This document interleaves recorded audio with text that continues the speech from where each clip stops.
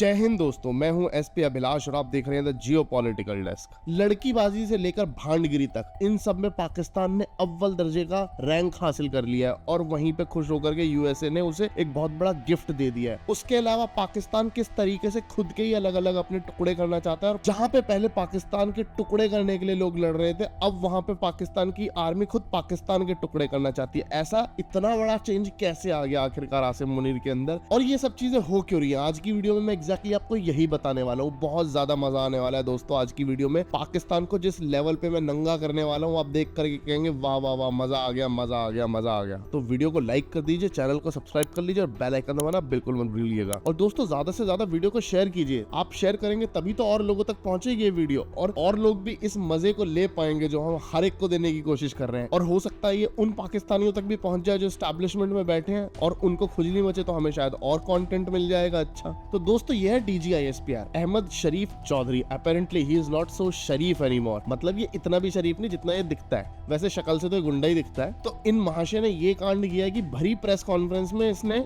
एक female journalist को आंख मार दी। मतलब ये किस लेवल के घटिया फ्लर्टिंग स्किल्स हैं जो ये दिखाने की कोशिश कर रहे हैं। अरे नहीं होता भाई पाकिस्तानियों तुमसे, अरे नहीं होता भाई पाकिस्तानियों तुमसे फ्लर्ट नहीं कर सकते तुम फ्लर्ट। तुम सालों केवल यूके में ग्रूमिंग एजेंसी चला सकते हो और कुछ नहीं कर सकते। और एग्जैक्टली ये जो हरकत करी है इस इंसान ने, ये दिखाता है कि किस तरीके के लो लेवल पे बैठे हैं। मॉरली और एथिकली ये लोग कितने बैंकरप्ट हैं। देखो मैं आपको एक चीज बता देता हूँ, पाकिस्तान के अंदर औरतों की वैसे भी कोई इज्जत नहीं है। इनके मीडिया और इनके पॉलिटिक्स के अंदर ही आप उठा करके बतेरे इंसिडेंट देख सकते हैं। आपको दिख जाएगा किस तरीके से ब्रूटली अपने यहाँ पे औरतों का कैरेक्टर असैसिनेशन करते हैं। रेप करना, बदतमीजी करना, छेड़छाड़ करना वहां पे रोजमर्रा की बात है। और मतलब इट्स लाइक वेरी कॉमन।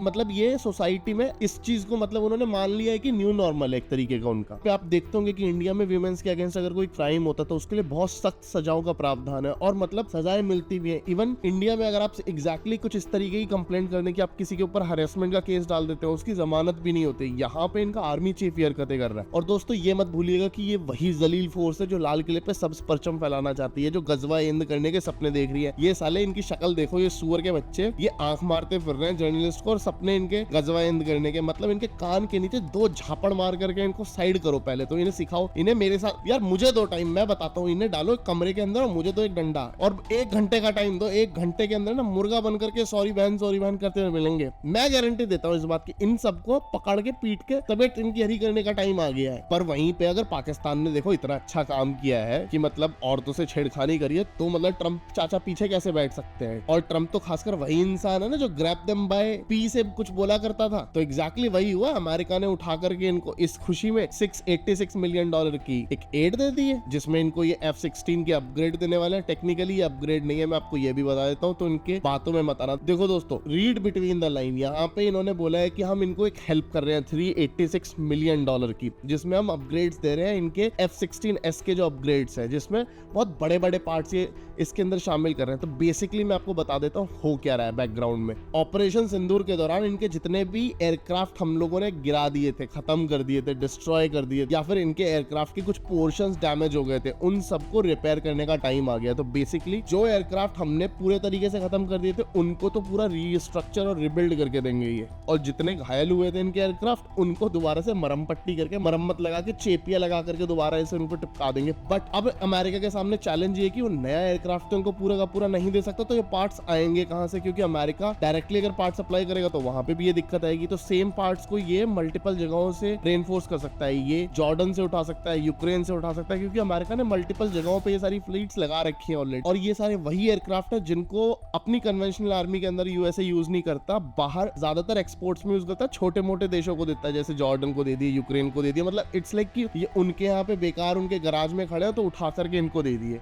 ये स्टेप लेने के बाद ट्रंप को लग रहा था कि मतलब वो इंडिया के ऊपर एक लेवरेज दे देगा, क्योंकि वो इंडिया को भी यहाँ पे सिग्नलिंग करना चाहता है कि भाई आप अगर रशिया से बहुत अच्छे रिलेशन दिखा रहे हो तो भाई हम कम थोड़ी हैं, हम दिखाएंगे पाकिस्तान के साथ इस तरीके का प्रेम। तो इन्होंने ये प्रेम दिखाया। बट उससे भी बड़ी बात ये कि डिफेंस एक्सपर्ट जो है उनका कहना है कि पाकिस्तान जो ये अपग्रेड्स कर रहा है, ये सारे के सारे अपग्रेड्स अपने डोमेस्टिक कंजप्शन के लिए कर रहा है। यहाँ पे GHQ की तरफ से जो रिपोर्ट्स आ रही हैं उसके अकॉर्डिंग बताया जा रहा है कि ये जो better jet plus weaker provinces equal to tighter army grape, मतलब यहाँ पे ये वाले जेट्स यूज किए जाएंगे इनके उन प्रोविंसेस के अंदर जहाँ पे वीकर है मिलिटेंट। और उनके ऊपर आर्मी अब एयर स्ट्राइक करना शुरू करेगी। मतलब ये एथनिक ग्रुप जो सिंधी है, बलोच है, पश्तून है, इन सारे सेपरेटिस्ट फ्रंट्स को कंट्रोल करने के लिए ये सारी की सारी चीजें यूज करेंगी। पर दोस्तों यही नहीं, कल एक ऐसी चीज हुई जिससे पाकिस्तान की आर्मी के तोते उड़ गए हैं, खासकर आसिम मुनीर। आसिम मुनीर के सामने एक बहुत ज्यादा बड़ा चैलेंज खड़ा हो गया है, जिसमें सिंध की प्रोविंस के अंदर बहुत भयंकर लेवल पे एक वायलेंट प्रोटेस्ट इरप्ट हो गई। और ये सारी के सारी प्रोटेस्ट वही है जो सिंधु देश की डिमांड करी थी। मल्टीपल फ्रंट्स पे ये इरप्ट हो गई है। यहाँ पे स्टोन पेल्टिंग हुई है, इन लोगों ने टीयर गैस यूज की है, पुलिस को भी इंजरीज हुई है और लगभग 45 के करीब अरेस्ट करे हैं। टेक्निकली उन लोगों को अब ये मार देंगे, छोड़ेंगे नहीं, क्योंकि पाकिस्तान आर्मी का वही ट्रैक रिकॉर्ड है।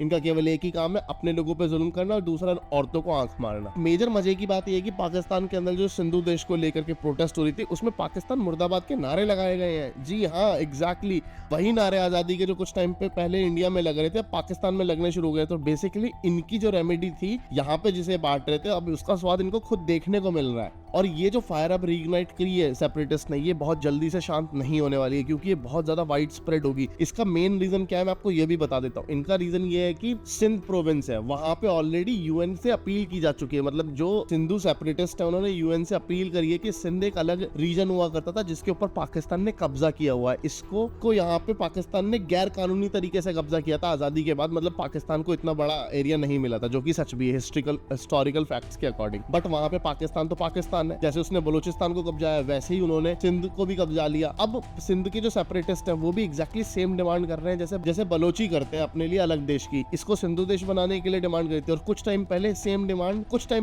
डिमांड करते हुए सिंधु सेपरेटिस्ट ने पीएम मोदी से भी अर्ज किया था कि हमें आजाद करवाइए और we want to come back to India. मजे की बात ये है कि ये जो प्रोटेस्ट इरप्ट हुई थी ये कराची में इरप्ट हुई है। कराची में इरप्ट होने का मतलब ये कि कोर ऑफ पाकिस्तान में इरप्ट हुई है। कराची वही जगह है जहाँ पे लियारी टाउन है, और लियारी टाउन वही है जहाँ पे धुरंधर के ऊपर पूरा का पूरा ड्रामा बना है। मतलब धुरंधर मूवी की जो स्टोरी है पूरी, वो कराची के लियारी टाउन के अराउंड घूमती है, वहां के गैंगस्टर वॉर्स एंड स्टफ के ऊपर। बेसिकली ये था कि जो कराची में लियारी के ऊपर राज करता है वही कराची पे राज करता है, जो कराची पे राज करता है वो पाकिस्तान पे राज करता है, क्योंकि वहां पे ही सबसे ज्यादा बड़े गैंगस्टर पाए जाते हैं। और उन सारे इलाकों के अंदर इस तरीके के प्रोटेस्ट का निकलना पाकिस्तान की बैकबोन को बीच से तोड़ देने के बराबर है। और एग्जैक्टली वही हो रहा है। आने वाले टाइम में देखिएगा पाकिस्तान के फ्रैक्शंस तो होंगे, लेकिन अगर आप फ्रैक्शंस की बात करें तो पाकिस्तान अपने फ्रैक्शंस खुद करना चाहता है। मैं बताता हूँ क्यों। देखो, यहाँ पे इस्लामाबाद से एक शॉक वेव देखने को मिली लोगों को। इस्लामाबाद ने प्रपोज किया कि भाई हम पाकिस्तान को 12 डिफरेंट प्रोविंसेस में बांटना चाहते हैं। 12 डिफरेंट प्रोविंसेस में सिंध, बलूचिस्तान, केपी के, पंजाब, जितने भी प्रोविंस हैं इनके छोटे छोटे सब प्रोविंस बनाए जाएंगे। सब प्रोविंस कहने के लिए बोल रहा हूँ मैं आपको, मतलब जैसे भी पंजाब है, पंजाब के 2 हिस्से करके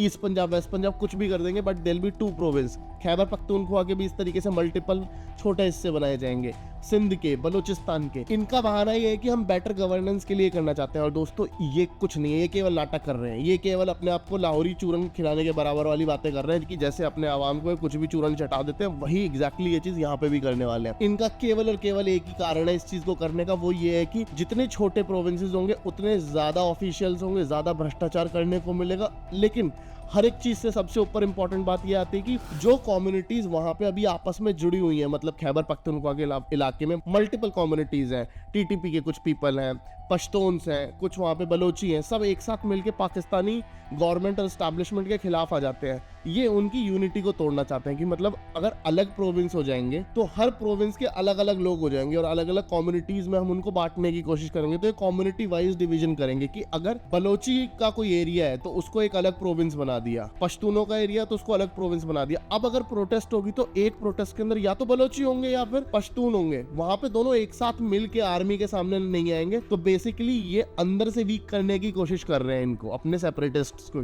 ये इनकी बहुत पुरानी स्ट्रैटेजी है, ब्रेक आइडेंटिटी ब्रेक रेजिस्टेंस, इसको ये बोला जाता है। यहाँ पे जीएचक्यू फियर करता है कि सिंधी, बलोच, पश्तून इनका कोहेजन है मोर देन इंडिया। मतलब ये इंडिया से ज्यादा खतरनाक है इनके लिए, क्योंकि इंडिया तो देखो एक बार अटैक करेगा और एक बार में ही निपटा देगा, लेकिन ये इनके ऊपर बार बार अटैक कर रहे हैं और तब तक अटैक कर रहे हैं जब तक इनकी नाक से खून नहीं निकल जाता। नाक से लकीरें खिंचवा देंगे ये आसिम मुनीर की। और मैं आपको दोस्तों हिस्ट्री से एक चीज बता देता हूँ, 1955 में पाकिस्तान ये एक बार ट्राई कर चुका है और दोबारा इस तरीके की चीज करने वाला है, और इनको दोबारा से वही सब कुछ देखने को मिलेगा जो इन्होंने पहले देखा था। एग्जैक्टली सही पहचाना आपने, हार ही देखने को मिलेगी इनको। और देखो यहाँ पे दोस्तों ये सिंध वाला 10 स्लाइड पूरी दोबारा से करेंगे। और दोस्तों यहाँ पे जो सिंध है, सिंध जो है एपी सेंटर बन चुका है। यहाँ पे 3 फ्रंट खुल गए हैं, PPP, Pakistan peoples party, MQM और आर्मी, मतलब ये 3 फ्रंट अलग खुल गए और आपस में इनकी बज रही है। PPP भुट्टो और जरदारी भुट्टो, आपको पता ही है, बिलावल भुट्टो, बेनजीर भुट्टो ये, और जरदारी उसका बाप, उसका पति, मतलब समझ जाओ ये सारे के सारे वही है। जरदारी ये वही आदमी है जिसको 10% कहा जाता था, 10% गाय, मतलब कि मतलब ये जरदारी फेमस था कि कोई भी कॉन्ट्रैक्ट निकलेगा पाकिस्तान में कहीं पे भी, अगर ये उस जगह पे कहीं पे भी इंचार्ज हो तो 10% इसके पास जाना है। इसका नाम फेमस था, आप इसे गूगल करके देखना। मतलब ये लोग बहुत अव्वल दर्जे के चोर हैं। और जो MQM है उसका कोर सपोर्टर जो है वो कराची के अंदर से, मतलब कराची के अंदर से ही MQM निकली है। और रिपोर्ट्स का तो ये भी कहना है कि जरदारी की वजह से ही MQM उठी थी। पर ये जितने भी समीकरण अभी बन रहे हैं, इससे एक बहुत बड़ी संभावना निकलती कि ये आपस में पाकिस्तान को एक सिविल वॉर की तरफ धकेल देंगे। पाकिस्तान नहीं तो एटलीस्ट सिंध का जो पूरा एरिया है वो तो आपस में एक सिविल वॉर में चला जाएगा, क्योंकि देखो यहाँ पे अनप्रोवोक्ड वायलेंस होती है और आपने धुरंधर मूवी के अंदर देख ही लिया होगा। लेकिन दोस्तों यहाँ पे मैं आपसे पूछना चाहता हूँ कि आखिरकार DGISPR ने उस रिपोर्टर को आंख क्यों मारी? कमेंट्स में बताना बिल्कुल मत भूलिएगा, और मैं कुछ फनी आंसर्स का ही वेट कर रहा हूँ। Thank you very much. जय हिंद, वंदे मातरम, भारत माता की जय।